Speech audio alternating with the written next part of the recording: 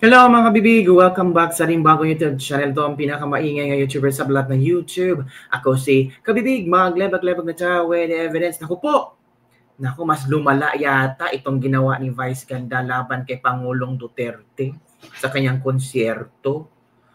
Nais ipa-persona non grata si Vice Ganda sa Davao. Persona non grata, it means bawal lang pumunta ang isang Vice Ganda sa Davao City. Yun ang isinisigaw ng mga Davaoenos. Naku, pakikinggan kaya ito ni Nabaste, ni Napolong.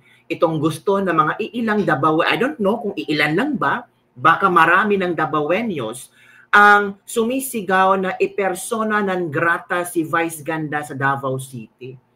At ito, kabibig ha, kung akala natin natapos na yung cancel culture, nako, DDS supporters, lalo na mga OFW na tumaas ang high blood after nakita nila ang video ni Vice Ganda, gusto nilang i-cancel ang lahat ng brands ni Vice Ganda. Naku po, mas lalong lumawak ang pinsala yata. Mas binagyo si Vice Ganda. Akala ni Vice Ganda, oo nga, successful ang kanyang concert. Pero sa likod ng kanyang successful na concert, isang super typhoon. Kasi siya ang gumawa ng super typhoon na ito. Sabi ng iba, karma. Hala ka, paano kaya ito lulusutan ni Vice Ganda, no? Kasi nanahimik si Tatay Digong sa ICC. Nag-iisa, 80 years old, matanda na, nagserbisyo sa Pilipinas bilang presidente. Tapos, gusto mo lang gawing content sa inyong concert para pagtawanan lang? Sino kaya nakaisip ng pisa na yun, no? Grabe, para very insensitive, sabi ng mga netizen.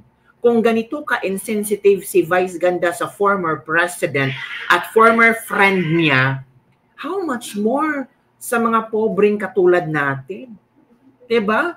Naku, para lang nakatungtong si Vice sa isang, sabi ng iba, naging mayaman lang, matapobre na, mapanglait na, mapanghusga na. Ako, baka na-misinterpret lang natin ang joke ni Vice Ganda, sabi ng mga netizen. Baka to light up the situation of PRRD, in the other side, bigyan natin ng elements of fun and comedy, sabi ng mga ilang netizen. Hayaan nating tawag dito, intindihin daw si Vice Ganda. Pero ako hindi ko maintindihan eh. 'Di ba? Hindi man lang siya nag-sorry after that particular piece, that particular sinabi niya, 'di ba? Sabi niya, "Uy, joke lang 'to, wag niyo seryosohin sa pamilya ng mga Duterte, pasensya na. Gusto ko lang i-light up yung pangyayari. Baka sa Tatay Digong, if ever mapanood to or ano, baka tumawa siya sa joke ko." Pero hindi eh. Parang confident siya, parang bahala kayo. Kung ano man ang yung reaction, wala akong pakialam, 'di ba? So ngayon, kabibig, ito na nga, ito ha, i-share ko sa inyo ha, ang pinag-uusapan ngayong persona non grata para kay Vice Ganda para sa Davao City. Nako, malaki ang Davao City. Mas malaki pa sa Manila. Nako, ito Vice Ganda nais ideklarang persona non grata sa Davao. Kita nyo na ha, hindi yan chika-chika lang, pinag-uusapan talaga yan ngayon mga kabibig. So basahin natin kung ano ba o sino ba ang humihingi at sumisigaw na si Vice Ganda ay persona non grata sa Davao City. O ito na kabibig, basahin natin ha. Umani ng batikos mula sa ilang netizen, hindi lang sa ilang marami na. Si Vice Ganda matapos magbitiw ng patama kay dating Pangulong Rodrigo Duterte sa unang gabi ng kanyang Super Diva concert. Sa isang parody ng sikat na TikTok sound, tinira ni Vice Ganda ang controversial na jet ski promise ni Duterte, binanggit ang mga DDS at nagtapos pa na isang impersonation ng dating Pangulo na ikinatuwa ng mga manunood. Ngunit hindi natuwa ang lahat. Isang Facebook user na nagpakilalang Davaoenyo ay umapila sa City Government of Davao na ideklarang persona non grata ang komedyante. Sabi dito, as a Davaoenyo, I am appealing to the city government of Davao to declare Vice Ganda a persona non grata in Davao City. Please lang. Nako. Nagbunga ito ng samot-samot reaksyon. May mga sumang-ayon mula sa mga taga-suporta ng pamilya Duterte, habang iba naman ay natawa at ipinatanggol ang komedyante. Nako, paano yan mga kabibi?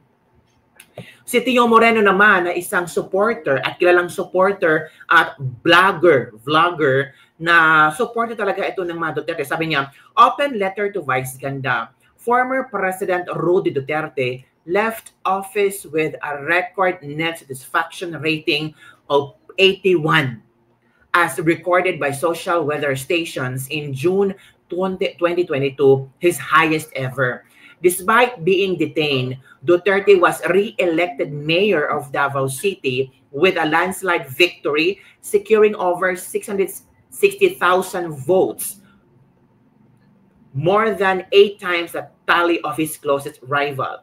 Meanwhile, his daughter, Vice President Inday Sara Duterte, made history in 2022 by garnering over 32 plus million votes, the highest vote count ever recorded in Philippine election.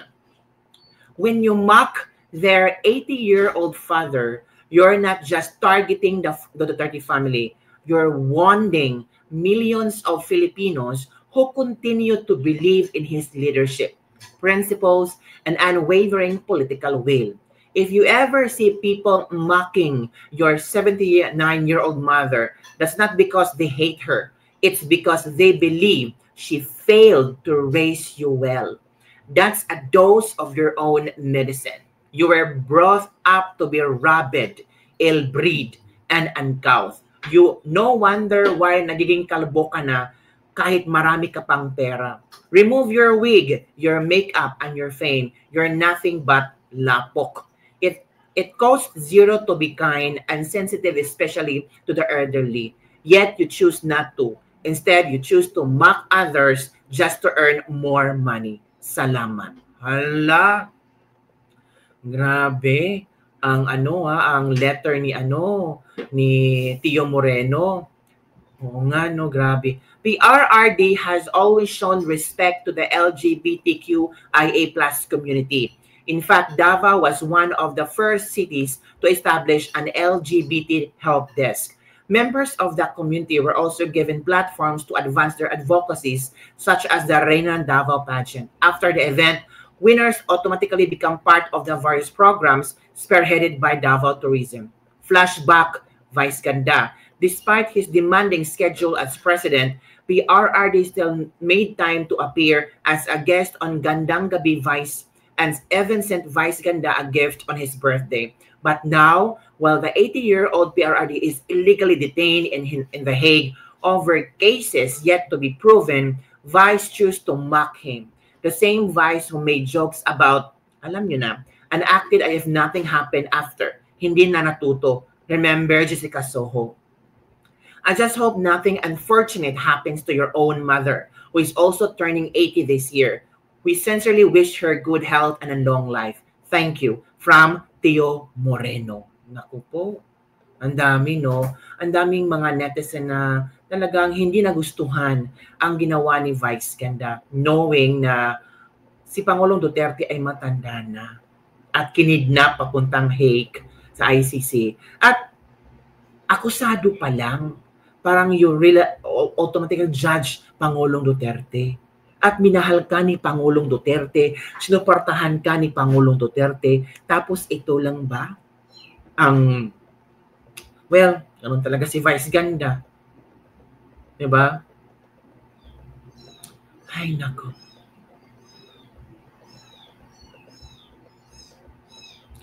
What goes around comes around. Vice Ganda's offensive remarks mocking the Duterte group during his concert crossed the line of respect and decency. Such actions may violate Article 155 of the Revised Penal Code, which prohibits acts causing public disturbance and offense. Freedom of speech is not a license for disrespect. Humor has limits and must be used responsibly. From Nel P. Kim. Diba? Sabi pa dito ng iba, go ahead Vice Ganda, fight them. As if naman nakawalan yung mga DDS, sabi ng ilang netizen. Good job, Mimi Vice. Knock out si Digong. Grabe itong mga taong ito, no? Grabe. 'Di ba? Parang wala kayong mga magulang na matatanda na okay lang ba sa inyo yung mga matatandang magulang nyo mumurahin or tawag dito, maging katatawanan sa harap ng maraming tao. Di ba hindi maganda? So, ang ibang tao ngayon, sabi dito na sana makarma si Vice Ganda. Ang akin naman, sana ma-realize ni Meme Vice Ganda na ano ang naging epekto nito sa publiko. Kasi ang gusto niyang ma-appreciate siya through his comedy stints.